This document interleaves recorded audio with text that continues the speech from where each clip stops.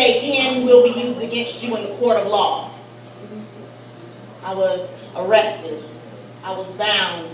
I was taken into custody.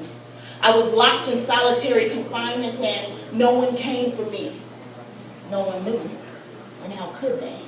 Because I was only imprisoned by me, awaiting a trial for my prison sentence with only myself as the jury. It happened in 2011. That wasn't a good year for me. I was on a downward spiral, drowning in my agony. My relationship of many years had ended, and I was so wrapped up in that man that when it was over, I became lost. So the attention seeking, it began. From men who did the double look, from men who gave me their time, from men who thought I was so beautiful, and from one who wore a disguise. I knew him about a month, but we seemed to hit it off instantly. Laughed, joked, and told stories, and his interest for me, he expressed openly. I had come to town at the end of May. I was visiting my mom. He asked me out to dinner, the movies, or the mall, but as it turned out, he got off later than he expected to. So he just invited me over and asked before leaving town if I would come through. I don't remember where I drove. I just remember it took forever. Southside, Greenwood, apartments I don't remember. I remember passing along John Silver's and a McDonald's that was close by. The neighborhood was like a maze. I went down some steps when I got inside. Once I was inside of his apartment, I noticed he only had one place to sit. It was an overstuffed chair and a half, the rest, weight equipment. A movie was on when I got there, but he must have read my face when I saw the overstuffed chair and a half in the living room was his only sitting space.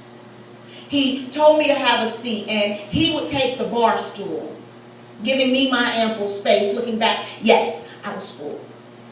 Because as I sat there, he moved closer and ended up sitting right next to me, a little too close for comfort, and I examined my surroundings.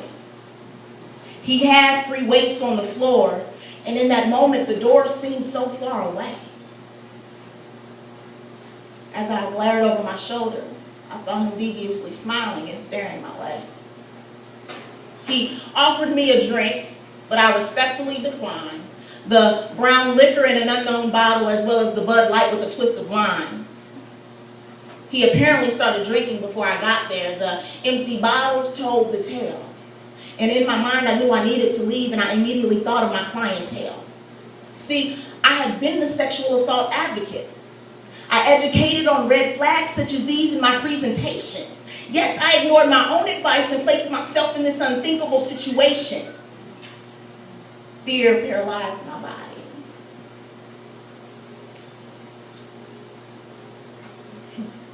Fear paralyzed my body. And I knew I needed to leave.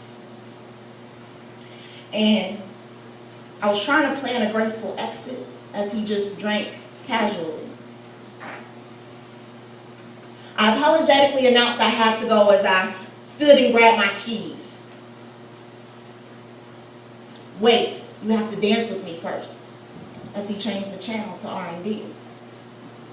He jumped up and grabbed my body, stared me down, and started to sway. And I attempted to plot and sway towards the door, thinking this could be my way of escape. But my plan, it didn't work out so well. It's as if he knew what I was thinking. Because when I tried to pull away, he proved he was stronger, though he'd been drinking. He then proceeded to kiss me, fondle me, and though I said stop, he continued to do what he wanted. Chuckled and said he would not. Folks, I don't remember his name. But parts of his body, they stand out well. Tattoos that were Chinese symbols, and his fiery eyes that looked like hell. Key statements I remember, and I can't forget them though I've tried. Don't play with me, who's your daddy? He snarled, though I cried. At one point, he even slapped me. I had never been slapped before. And in that moment, I went to a different place as he cussed and pleasured for more. And when I went to my different place, I just remember praying to God saying, I know I haven't talked to you in a while. I know that, Lord. But can you please just make him stop? I'm not sure how long the assault lasted.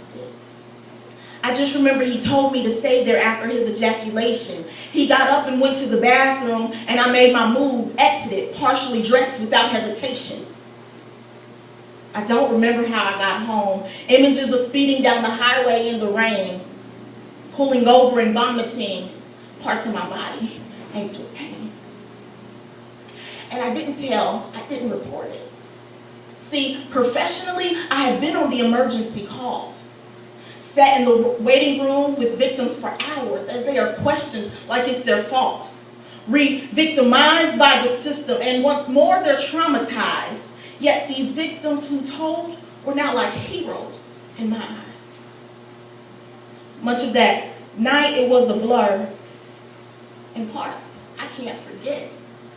I experienced the trauma that I suppressed, and then I drowned myself in work just to forget. Because I was arrested. I was bound. I was taken into custody. I was locked in solitary confinement, and no one came for me. No one knew. And how could they? Because I was only imprisoned by me. Awaiting a trial for my prison sentence was only myself as the jury. Sierra, why didn't you run? Why didn't you even scream? Judgment. Trust me. I asked myself all those questions as I sat in silence, which was the prison of me.